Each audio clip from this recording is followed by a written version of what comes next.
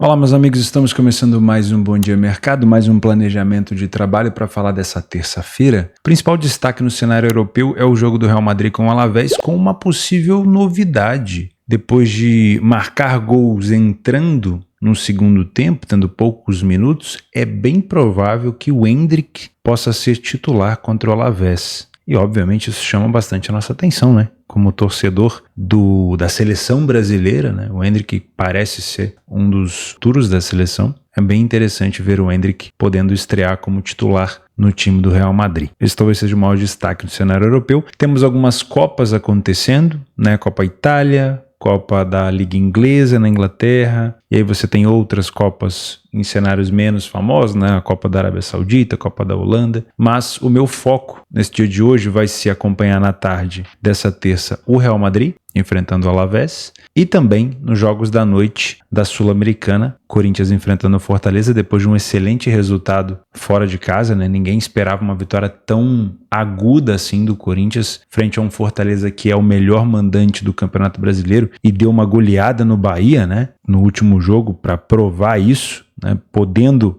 desfocar, podendo olhar só para o jogo do Corinthians, o Fortaleza escolheu não fazer isso, ficou no Bahia e goleou o Bahia e vem para tentar buscar uma reviravolta, mas não dá para negar que a vitória do Corinthians lá foi muito, muito importante e surpreendeu, obviamente, muita gente. E o River Plate que pega o Colo-Colo nessas quartas de final da Libertadores, jogo de ida no Chile com um empate em 1-1. A gente vai falar sobre isso também. Esse vai ser o meu foco, mas óbvio, vou colocar como jogos complementares outros jogos aqui da Série B do Campeonato Brasileiro. Tem um bom jogo ali da Ponte Preta contra o América. Na Copa da Liga Inglesa tem o Chelsea em campo, tem o City em campo, tem o Aston Villa em campo, mas todos esses times jogando contra equipes mais acessíveis com cotações mais esmagadas. Tá bom? Meu nome é Theo Borges, esse é mais um Bom Dia Mercado, nosso planejamento diário sobre apostas e trade aqui no YouTube. E eu espero conseguir te ajudar a fazer o melhor planejamento possível para essa terça-feira, dia 24 de setembro.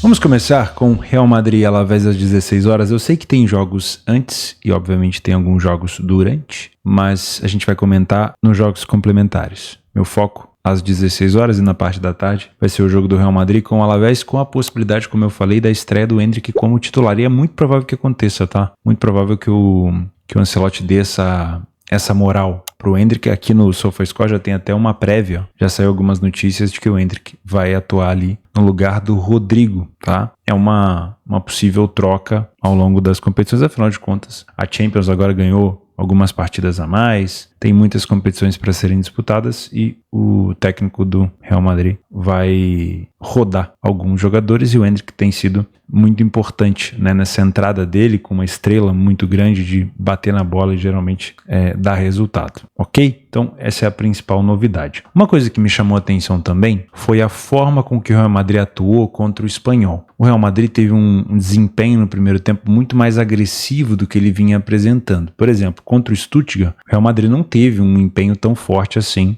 no primeiro tempo. O Real Madrid melhorou no final do primeiro tempo, mas o início do jogo foi todo do Stuttgart, foi com muitas chances criadas pelo time adversário. O Real Madrid contra o Valladolid, por exemplo, onde também teve um primeiro tempo relativamente de mais posse, de mais controle, não foi um domínio tão grande. A gente consegue perceber que as barras de superioridade não foram tão altas como nesse jogo aqui do Espanhol. Então é mais ou menos o que eu espero para poder me posicionar aqui no jogo contra o Alavés. Um condicionamento, um comportamento do Real Madrid muito parecido com o que ele desempenhou contra o Espanhol. É claro, depende muito da forma com que o Alavés vai se comportar, né? O Alavés nesse momento está na 6ª colocação, não faz um mau campeonato, tem uma defesa relativamente sólida, só sofreu 7 gols e ele pode ter sim uma ideia de tentar pontuar no Bernabéu, né? Ou seja, jogar um pouco mais recuado, compactado, como é, né, o jeito de jogar da maioria das equipes contra o Real. E isso favoreceria o Real Madrid jogar dessa maneira aqui, o que obviamente vai favorecer para que a gente trabalhe, por exemplo, a favor do Real Madrid, né? Num back favorito, se você é um trader, com uma cotação provavelmente começando ali em torno de 1,25, com bastante estabilidade. Mas obviamente para você que é um punter, vai dificultar um pouco a sua vida, né? Porque o comportamento de um Alavés mais recuado talvez vai te apresentar uma dificuldade de precificar, por exemplo, um handicap. poxa, eu acredito que o Real Madrid tem uma força tática técnica e tática muito maior do que o Alavés, mas eu não sei até que ponto o Alavés vai permitir ao Real Madrid uma goleada, como aconteceu contra o Espanhol, né? O Espanhol, por exemplo, tomou gol só no segundo tempo. Parecia que o Espanhol ia conseguir segurar, tanto é que ele saiu na frente do placar, o Espanhol abriu o placar com 54, um gol contra. E o Real Madrid virou o jogo. Então, no momento do segundo tempo, em poucos momentos o Real Madrid acabou encontrando vários gols, mas o primeiro tempo foi um domínio do Real com um Espanhol se comportando relativamente bem na defesa. E essa é a grande dificuldade de você traçar um handicap muito puxado. Eu espero que o Real Madrid goleie todo o jogo. Não vai acontecer porque pode acontecer do Alavés conseguir fazer um bom jogo defensivo na primeira etapa e boa parte da segunda. E aí vai sobrar pouco tempo para o Real Madrid conseguir empilhar gol. Além disso, tem a questão do saldo. Pode ser que, tomando um gol do Real Madrid, o Alavés não saia tanto. Possa pensar na questão de saldo de gols, de desempate futuramente para não rebaixamento ou para briga por vaga europeia, né? E tudo isso vai prejudicar um pouco essa questão da precificação. Eu sempre gosto de puxar pouco a corda em relação a esses super favoritos. Bom, se é da sua metodologia, em relação à precificação, o que você espera? Bom, o Real Madrid ele tem condição de meter 10-0 no Alavés, óbvio. Mas depende muito de como o Alavés vem se comportando fora de casa. E se a gente pegar os jogos do Alavés fora de casa aqui, ó, no radar esportivo, nós temos uma vitória apenas do Alavés, 2 derrotas e 6 gols sofridos. Então ele tomou uma média de 2 gols por jogo, certo? Nos últimos embates com o Real Madrid, o Alavés tomou 5-0, 3-0, ganhou de 2-1 em 2020, bela vitória, tomou de 2-0, tomou de 3-0. Então a média aqui é de 3-0 até o máximo de 5-0, dá para fechar em 2-3-0 aqui, 2 ou 3 gols de diferença, não é nem questão do zero no placar, é 2 ou 3 gols de diferença, né? Essa é a média que o Real Madrid costuma fazer contra o Alavés. O Alavés vem tomando uma média também de 2 gols fora de casa, então eu ficaria nesse cenário, tá? Talvez um handicap menos 1,25 do Real, para o Real Madrid vencer por 2 gols de diferença, se vencer por 1, você tem metade da sua aposta perdida. Eu acho interessante. Tá? Não sou um Panther, mas eu vejo um cenário interessante. Também tem aquela máxima de torcer para que o Alavés tenha um bom desempenho defensivo até altas horas ali, 70 e 75 minutos de jogo, e tentar buscar uma vitória do Real Madrid seca no resultado final com uma odd mais elevada. Tá? Theo, e se o Alavés fizer como o Espanhol, conseguir sair na frente? Bom, não é que seja ruim, não é que seja uma grande oportunidade também. Porque quando um super favorito toma um gol, o mercado ele continua amassado. Ele espera que o favorito consiga recuperar o mais rápido possível. Nem sempre a cotação vai subir e já vai ter valor logo de cara. Às vezes você tem que esperar um pouco. Às vezes você vai ter que esperar uma situação de uma odd mais elevada, tá? Mas eu acho que a gente pode fechar por isso daqui. Acredito num jogo com pelo menos 2 gols. Não sei se o Real Madrid vai tomar gol por aqui, né? O último gol que ele tomou foi contra. E o Alavés não é de ficar marcando contra o Real quando visita o Real Madrid. Teve uma vitória aqui por 2-1, mas faz tempo. Porém, meu foco é mais como um trader, focar nesse domínio, de preferência um massacre mesmo do Real Madrid no primeiro tempo, e para você que é um Panther, tentar acertar essa precificação, quem sabe o Endrick ajudando também, né, marcando um golzinho. Finalização do gol, o Endrick, onde tá pegando bola, tá finalizando, se bem que agora, se for titular, talvez dê uma segurada, mas finalização do Endrick, finalização do Mbappé, que se eu não me engano marcou 8 gols nos últimos 6 jogos, na verdade foram 6 gols nos últimos 8, se eu não me engano. O Real Madrid também já é uma participação muito importante do Mbappé na frente da equipe, e óbvio, Vinícius Júnior também ainda em disputa aí na bola de ouro, tentando mostrar a maior quantidade de trabalho possível, tá? Isso é o que eu pretendo fazer nesse jogo do Real. Das anotações que eu fiz, olha só, o Real Madrid venceu as últimas 4 seguidas, não perdeu nas últimas 9 e foi o primeiro a marcar em 7 de 9. O Alavés teve o over 2,5 em 5 de 7 e o ambas marcam em 6 de 8. Não contra o Real Madrid, mas no cenário de jogos recentes. No confronto direto, o Real Madrid venceu os últimos 5, não sofreu gol nos últimos 3, o Alavés sofreu nos últimos 9, teve o over 2,5 em 5 de 6, ou seja, nos últimos 5 de 6 jogos entre eles, principalmente o Real Madrid contribuindo para isso, o over 2,5 apareceu e o Real marcou primeiro nas últimas 5 consecutivas, tá? É mais ou menos o que a gente espera mesmo desse confronto, tá bom? 9h30 da noite nós temos o segundo confronto das quartas de final entre River Plate e Colo-Colo no Chile. O River empatou 1-1 e não foi um jogo de dominância do River Plate, né? A gente sempre imagina um River Plate muito forte, mas o jogo contra o Colo-Colo no Chile, o River Plate teve pouquíssimas ações com a bola. O Colo-Colo também não teve nenhum massacre para cima do River, mas o River não teve assim um domínio tão grande como era esperado do jogo. O River era até favorito, né? Um pouquinho mais favorito nessa partida. O jogo terminou 1-1, resultado obviamente bom para o River Plate. Eu estava dando uma olhada no último jogo do River, nas oitavas de final em casa. Todo mundo esperava também o River Plate começando a 1,60, que é mais ou menos essa cotação de hoje, tá? O River Plate começa hoje contra o Colo-Colo a 1,53, no máximo a gente vai encontrar essa odd a 1,60, que é mais ou menos essa cotação aqui contra o Tajeres. Olha como foi, em relação à barrinha do River aqui, a verde, o comportamento do River Plate. Não foi um comportamento de massacre. Não houve aqui um grande domínio. Não houve. O River acabou vencendo, óbvio, por mérito, mas em situações ali onde ele não estava tão bem no jogo, onde ele não dava tanto sinal de que iria marcar. E o Tajeres teve até um pouco mais de agressividade ali dentro do primeiro tempo e em alguns momentos do segundo. Porém, aqui o primeiro jogo tinha sido 1-0 para o River, então o River não tinha necessidade de vencer, mas ainda assim me surpreendeu o comportamento do River. E eu fico em dúvida em relação a esse segundo jogo contra o Colo-Colo, porque 1-1 ele é um bom resultado, mas ele é um resultado perigoso, né? Ele não é um resultado tão ruim como, por exemplo, é o resultado do Flamengo, que perdeu de 1-0 em casa para o Peñarol e vai ter que reverter, mas ele também não é um resultado tão bom, porque você está, por exemplo, a um gol de ser eliminado, ou até mesmo se levar para os penais, podendo ser eliminado dos pênaltis. Então, não é um resultado, pensando na força do River Plate, não é um resultado também ruim para o Colo-Colo, empatar em casa com o River.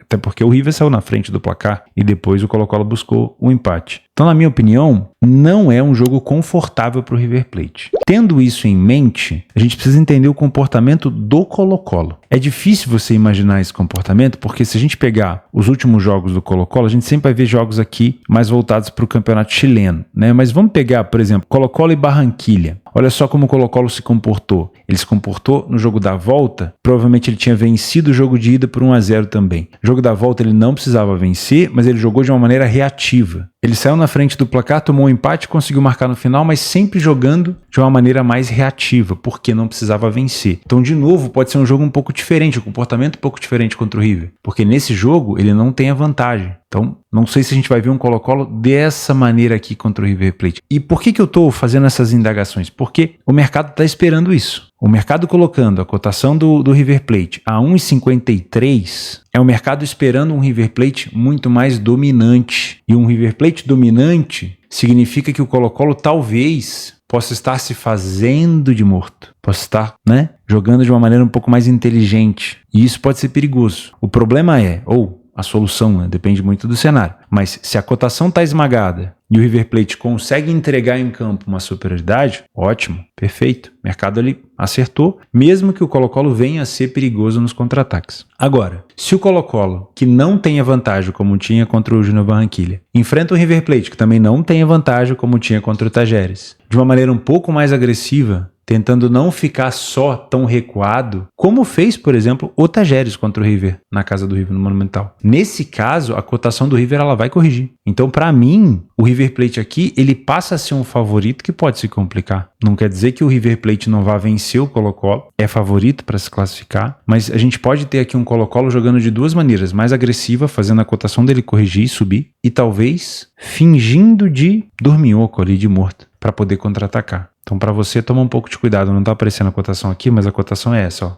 1,53. Para você que é um punter, acho que uma cotação mais elevada justificaria mais esse risco. E para você que é um trader, é um jogo para correção. Porque se o River Plate começa muito bem, ótimo, essa cotação vai estar estabilizada, você pode até trabalhar a favor. Mas pode acontecer do Colo-Colo jogar acima do que o mercado está esperando e o River abaixo. E essa odd do River vir a corrigir, tá bom? Das anotações que eu fiz aqui, o River Plate, ele não perde a 11 jogos, mas, obviamente, empatar pro Colo-Colo não é ruim, porque o jogo vai para os penais. Teve menos de 2,5 em 8 de 10, então não é um jogo que se espera tanto, de fato, o over 2,5, né? Um jogo com muitos gols, até porque terminou empatado o primeiro jogo. No confronto direto, veja bem, o River não perdeu nas últimas 5, sofreu gol nas últimas 3, o River vem sofrendo gol pro Colo-Colo. Colo-Colo também sofreu gol nas últimas 5, teve o over 2,5 em 4 de 5 e o ambas marcam em 4 de 5. Ou seja, no confronto direto, contestando o que o River vem apresentando agora no geral, acaba sendo um jogo mais over. A cotação desse ambas e a cotação do over não devem estar baixas, devem ser boas cotações. E o confronto direto até indica uma possibilidade para isso, para ambas e para gols. O problema é o seguinte, o Colo-Colo com 1-0 no placar, jogando no Monumental, eu acho muito provável que ele abrace a vantagem. E o River também pode fazer isso. A diferença é que o River jogando em casa com o apoio da torcida, se ele estiver na frente do placar, é o Colo-Colo que vai ter que partir para cima e aí não tem jogo da volta, já é o último jogo, o Colo-Colo pode se abrir, dependendo do momento do gol do River, esse jogo pode ampliar o potencial para gols. Então se você quer,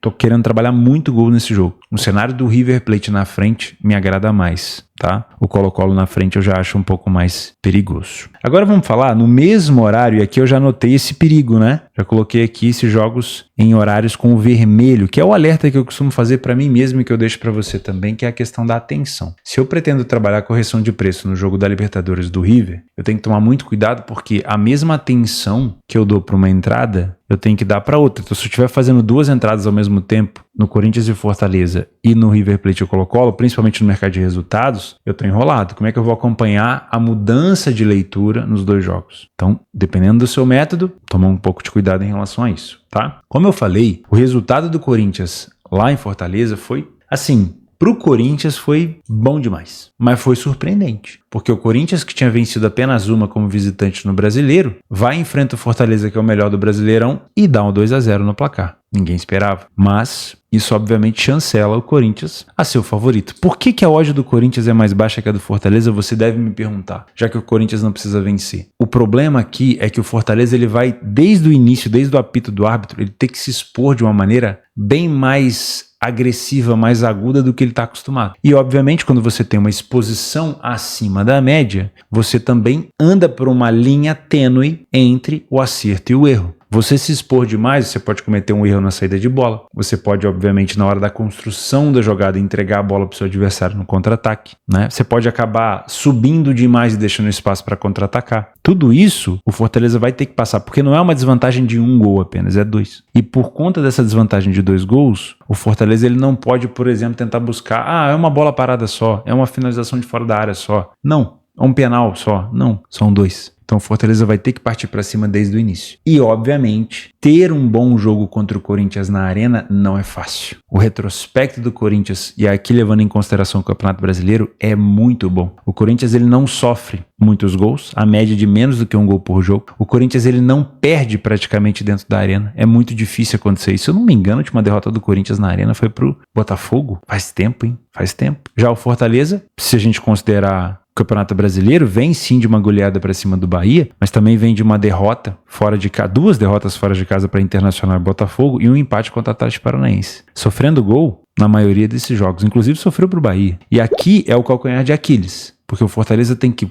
colocar 2 gols de vantagem e não tomar nenhum, né? E o Corinthians é uma equipe que tem uma média de 1,5 gols marcado por jogo em casa e vem também de uma boa vitória de 3-0 para cima do Atlético Goianiense. Então a situação do Fortaleza não é fácil, né? O Fortaleza sofreu gol fora de casa em quase todos os jogos, tem uma média de quase 1,5 gols sofrido por jogo. O Corinthians tem, apesar de não estar tão bem no Campeonato Brasileiro, em casa o Corinthians tem uma média de aproveitamento nas finalizações em relação a chutes no gol e gol, muito parecido com o Fortaleza fora. O primeiro tempo do Corinthians não é tão bom, é verdade, mas o segundo tempo é bem superior ao do Fortaleza, com mais gols marcados, menos gols sofridos, e o Fortaleza no segundo tempo, se ele quiser partir para cima, ele deve se complicar. Então, é um jogo bem tenso. Primeira coisa que eu penso para essa partida, Theo, é não olhar para o mercado de resultados, porque aqui é uma pegadinha. A chance da gente se surpreender aqui é muito grande. Porque eu sei, beleza, o Corinthians ele tem ao seu lado a vantagem de 2 gols e ele vai ter o Fortaleza podendo errar a qualquer momento. Porém, o fato de não precisar vencer dá uma relaxada. Não estou dizendo que o Corinthians vai entrar desligado, mas dá uma relaxada, não precisa vencer.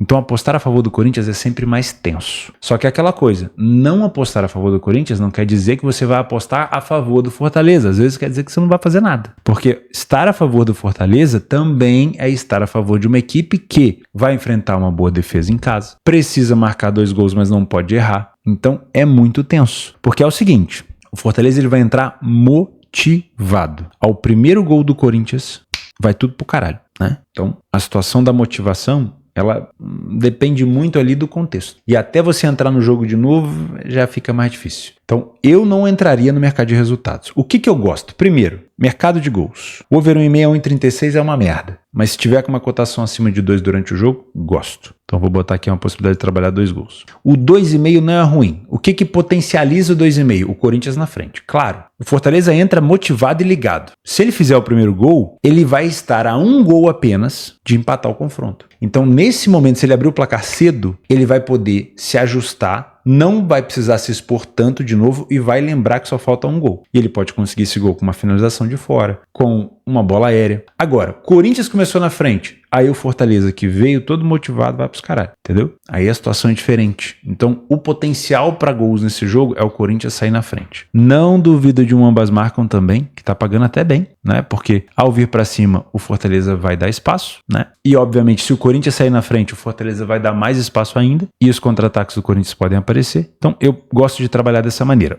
A correção de preço nesse jogo é perigosa, porque se o Corinthians começa desligado, se ele começa mal, e eu quero trabalhar contra o Corinthians, eu sei que eu vou estar trabalhando contra uma equipe que a qualquer momento pode aproveitar um erro do adversário. Então, no mercado de resultados, eu não vou me sentir confortável, ok? Fechou? Bom, esses são os jogos que eu tinha planejado. Tem umas anotações aqui que eu fiz sobre esse jogo. O Corinthians vem de over 2,5 em casa nas últimas 5 de 6 e foi o primeiro a marcar em 4 de 5. Péssimo para o Fortaleza se isso acontecer, né? Primeiro a marcar. O Fortaleza sofreu gol nas últimas 5. Meus amigos, se o Fortaleza quiser se classificar nessa Sul-Americana, ele vai ter que passar o jogo em branco, ou então ele vai ter que estar num dia muito bom de ataque. E no confronto direto, o Fortaleza saiu na frente em 6 de 8, que é tudo que o Fortaleza precisa. Porém, tivemos o under 2,5 em 5 de 5. É tudo que a gente não precisa se a gente quiser gols. Então eu não te aconselho trabalhar gols no 0-0, no 1-0 do Fortaleza. Agora, Corinthians na frente me agrada bastante. Tá? Jogos para você complementar. Na Série B tem Ponte Preta e América. Gosto demais, mas toma um pouco de cuidado, porque a Ponte ela vem num momento ruim, né? Ela vem de uma vitória contra o CRB, mas dentro de casa ela tinha perdido para o Ituano de goleada, para o Operário e para a Chapecoense. Então é uma Ponte Preta que continua sendo muito agressiva dentro de casa, mas alguma coisa está acontecendo ali, tá? E o América é um péssimo visitante, né? Se o América tivesse o desempenho que ele tem dentro de casa fora, seria muito superior. Seria um time aqui disputando até título. Então, para mim é um jogo com possibilidade de correção de preço e gols, tá? Operário e Guarani eu colocaria como jogo complementar e Botafogo e CRB também. Na Copa Itália, Lecce e Sassuolo. Sassuolo agora na Série B. Bom jogo complementar. Lembrando que, se eu não me engano, é jogo único. Cagliari e Cremonese e Torino e Empoli também. Na Holanda, tá muito cedo ainda para te indicar alguma coisa. Na Arábia Saudita você tem aqui o Al Hilal entrando em campo, uma cotação horrorosa, não vale a pena. Na La Liga, Sevilha enfrenta o Valladolid e o Valência Osasuna, 2 bons jogos para complemento, um pouquinho mais cedo. Na Copa da Liga Inglesa, Chelsea com uma odd de 1,03, City com uma odd de 1,14 e Aston Villa com uma odd de 1,28. Todos enfrentando adversários aqui de divisões inferiores, tá? Dá para você olhar, mas toma cuidado com time misto, time de juniores, time completamente que a gente não conhece, né? Uma galera da base, mesclado, talvez sem tanta intensidade e também um mercado sem tanta liquidez, que é o que me preocupa ainda mais. Mas são jogos complementares, tá bom? Eu vou deixar o link do Radar Esportivo aqui embaixo com esses jogos que eu separei para a gente poder trabalhar, e o espaço está aberto para vocês, para também participar desse planejamento comigo, para discussões, para complementos de informações, correções e tudo mais. O link da minha parceira Betfair, que também está na minha camisa hoje, está aqui embaixo para você aproveitar o bônus de boas-vindas. O link do meu curso, você pode fazer meu curso gratuito tanto no blog quanto no YouTube agora, e também deixo o link do Radar Esportivo, meu parceiro, aqui embaixo. Muito obrigado pela sua companhia. Se você não deu o like no vídeo, porque provavelmente eu não pedi lá, você me desculpa, dê agora, por favor. E se você não é inscrito, fica o convite para você se inscrever. Um abração.